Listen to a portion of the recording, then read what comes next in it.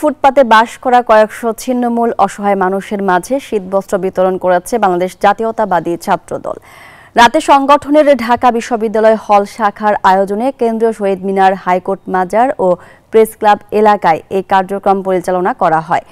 সংগঠনের নেতারা জানান, বিএনপির ভারপ্রাপ্ত চেয়ারম্যান তারেক রহমানের নির্দেশে মানুষের কষ্ট লাঘবে এই কর্মসূচি হাতে নিয়েছেন তারা। রাজধানী ছাড়াও সারা দেশে শীত বস্ত্র বিতরণ অব্যাহত থাকবে বলেও জানান নেতারা।